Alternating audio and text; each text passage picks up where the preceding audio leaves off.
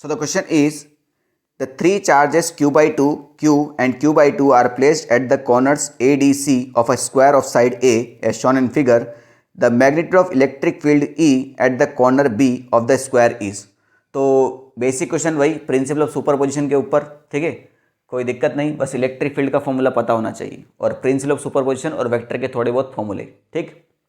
तो सिंपल सी बात है बेटा, अगर ये कोई पॉजिटिव चार्ज है तो उसकी वजह से इस पॉइंट पर इलेक्ट्रिक फील्ड इधर की तरफ होगा, ठीक है। इस इलेक्ट्रिक फील्ड को हम मान लेते हैं ई ए, ठीक। अच्छा, ये क्यू बाई टू है और ये क्यू बाई टू है, तो इसकी वजह से यहाँ पर इलेक्ट्रिक फील्ड और इसकी वजह से यहाँ पर इलेक्ट्रिक फील्ड सेम होगा, क्योंकि डिस्टेंस भी सेम है, चार्ज भी सेम है। इलेक्ट्रिक फील्ड का फॉर्मूला होता है K Q divide by R square, तो चार्ज भी सेम और आर भी सेम, तो इलेक्ट्रिक फील्ड भी सेम होगा। तो मैं इसको ई मान लेता हूँ थोड़ी देर के लिए, ई, ठीक है। तो ये वाला इलेक्ट्रिक फील्ड भी कितना होगा, ई ही होने वाला है, इसमें कोई डाउट नहीं किसी को, ठीक। ये चार्ज अलग है बस थोड़ा सा, तो इसकी वजह से यहाँ पर इलेक्ट्रिक फील्ड कितना होगा, इधर की तरफ, इसको मान लेते हैं हम ई डैश मान लेते हैं। ये हो जाएगा K Q divide by R square. R क्या होता है बेटा, इस चार्ज से इस पॉइंट के बीच की डिस्टेंस। तो अगर ये डिस्टेंस ए है तो बेटा ये डिस्टेंस भी ए होगी, स्क्वायर है, तो आर कितना हो जाएगा, root A square plus A square, यानी रूट टू ए स्क्वायर। हमें यहाँ पर इसका स्क्वायर ही करना है, तो इसको मैं टू ए स्क्वायर लिख देता हूँ। इस ई की वैल्यू हो जाएगी आपके के Q by two A square, और इस ई की वैल्यू भी आएगी आपके के Q by two A square. बात समझ में आएगी नहीं, ठीक है। तो के Q divide by two A square को हमने ई मान लिया है, तो बेटा ये वाला भी कितना हो जाएगा, आपका ई ही हो जाएगा, ठीक।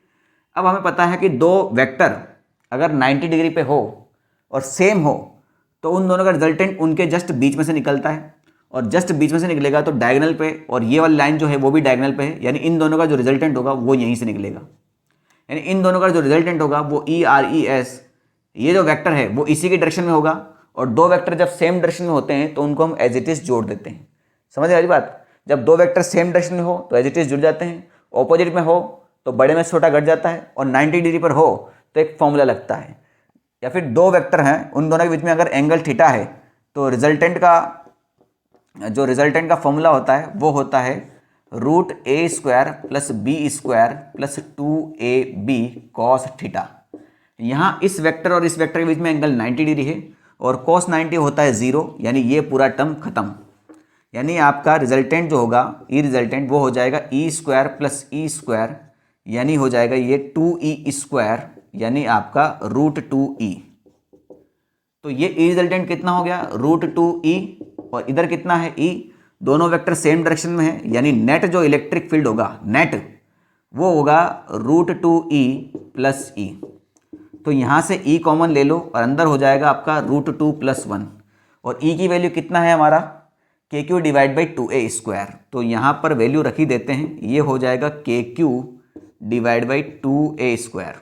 ये कहाँ कहाँ मिल रहा है क्या, अच्छा के की जगह इन्होंने 1/4π0 भी लगाया हुआ है, कोई दिक्कत नहीं।